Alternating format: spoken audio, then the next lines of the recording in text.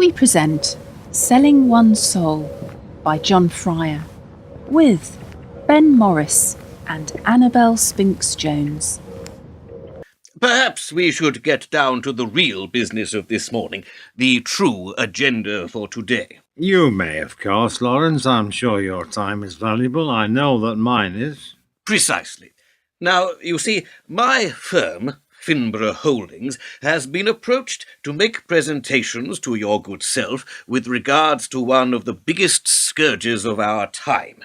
It is a scandal that so many of our citizens are living in substandard, overpriced housing that leaves almost no potential for growth and advancement. They cannot save.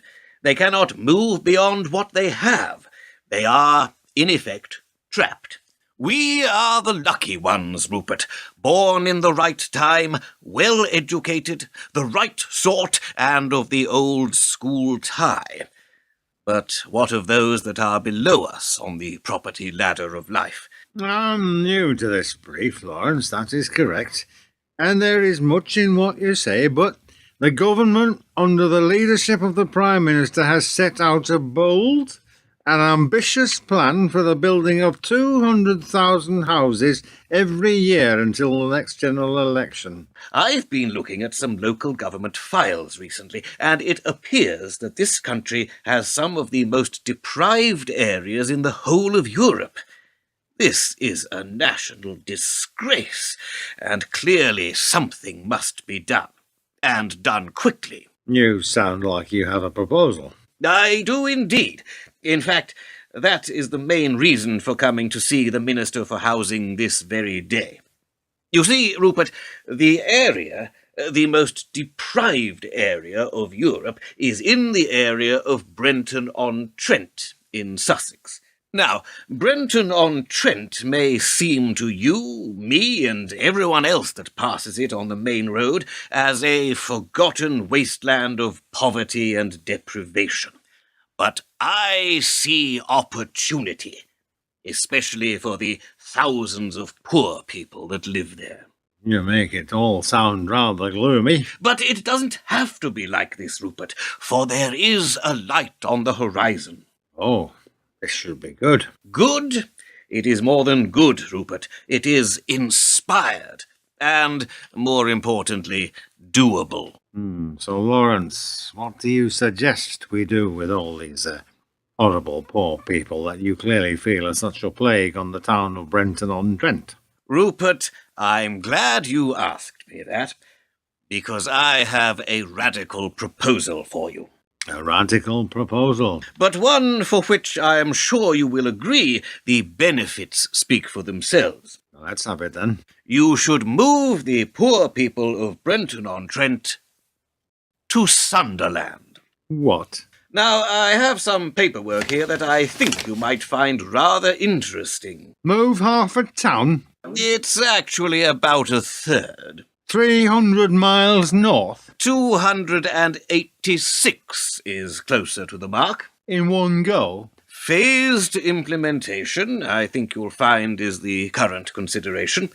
A 5-point plan of about 2,000 at each stage, over roughly a 12-month period. Forced displacement of people from one end of this nation to the other? Of course not, Rupert.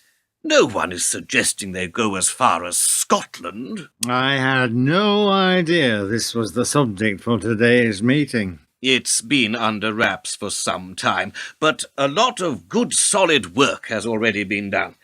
If I may bring your attention to Section 3 of the Interactions in Society and Structural Policy Review, the report that I have brought with me here today, I think this office has already received a pre-published copy.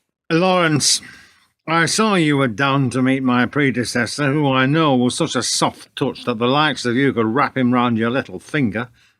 But you and I have some history between us. Those photos from the party in Sedgefield all those years ago have never come out. And I know what you and those like you in your so-called industry do for a living.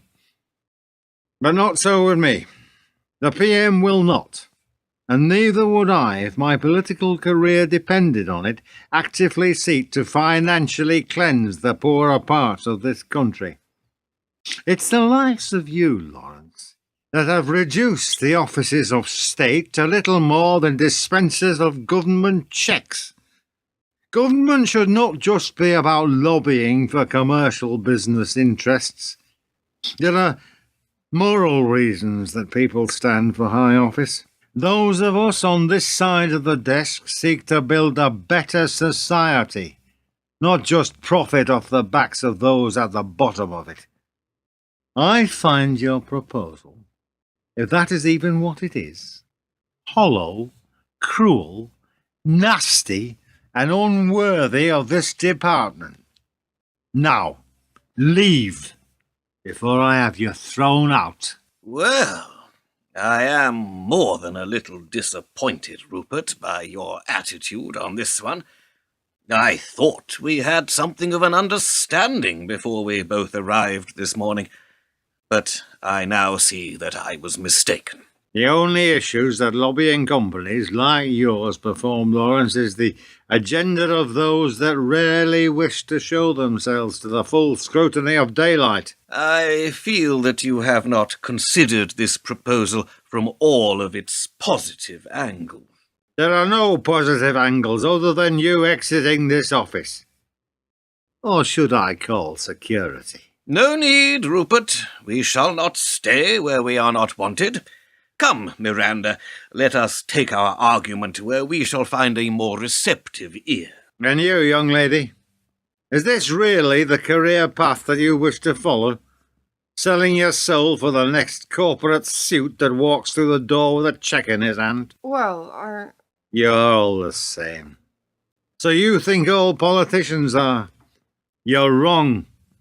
I believe in what I'm doing, and I'm doing it because I know it's right. Get out, the pair of you.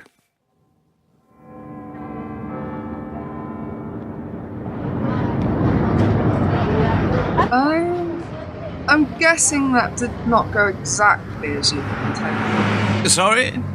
That meeting.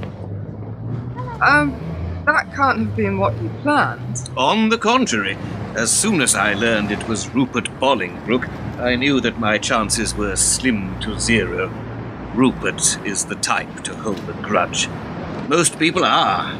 There are very few that will really let bygones be bygones. Still, we should not allow ourselves to be downhearted at the first negative reception of our plan. Our plan? Rupert was correct.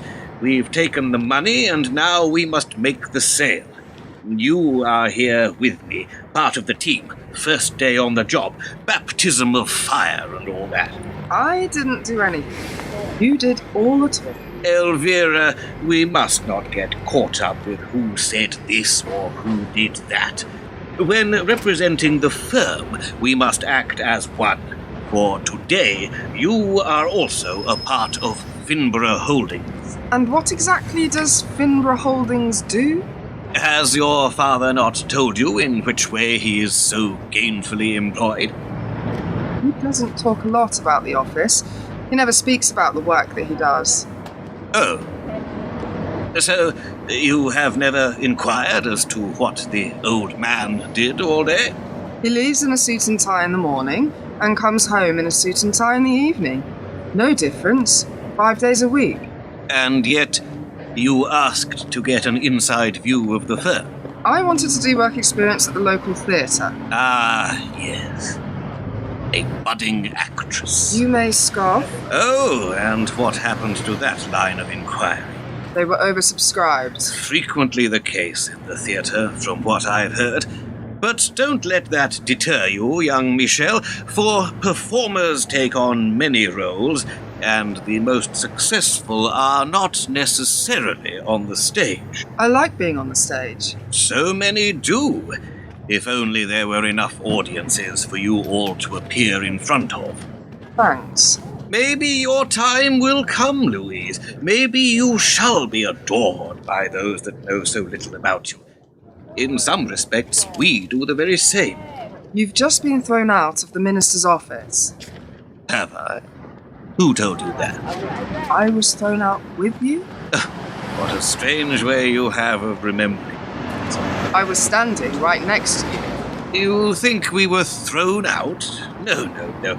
We had a perfectly amicable meeting on the pros and cons of the commercial benefits and opportunities, of the economic advantages and employment prospects for workers in Brenton-on-Trent to move to more affluent parts of the country.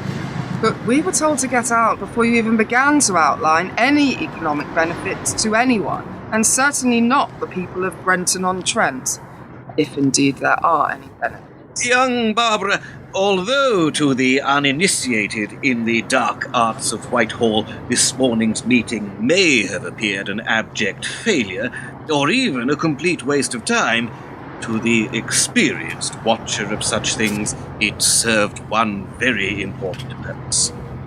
Have you worked it out yet?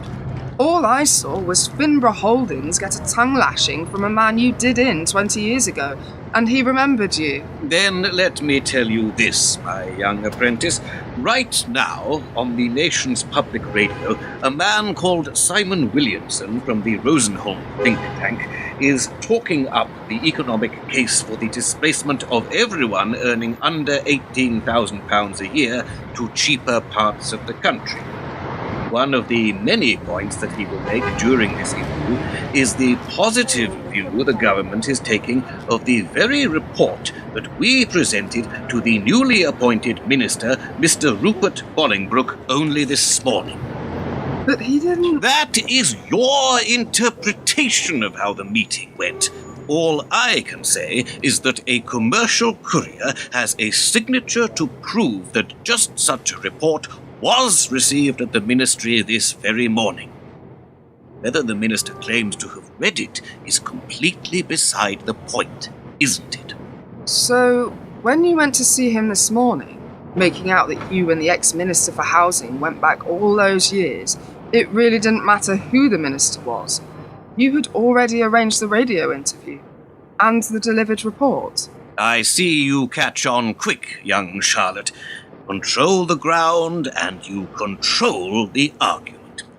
The minister, whoever he or she shall be, will argue morals. My friend Simon will already be arguing money, and we both know what makes the world go round. All you had to do was get in the door and put the minister on the back foot.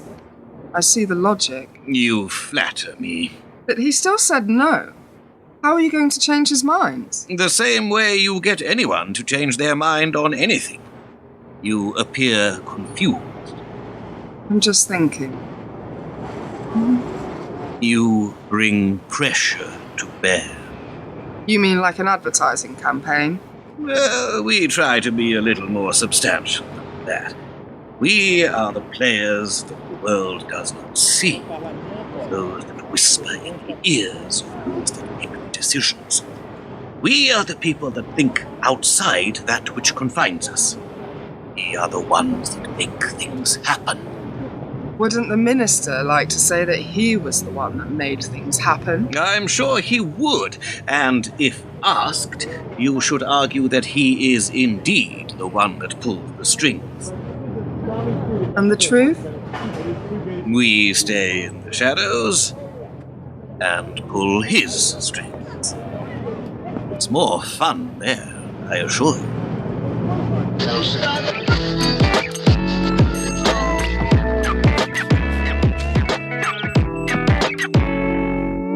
I'm joined this morning by Simon Williamson from the Rosenholm think tank, an institute that has been looking at the question of social deprivation in Britain.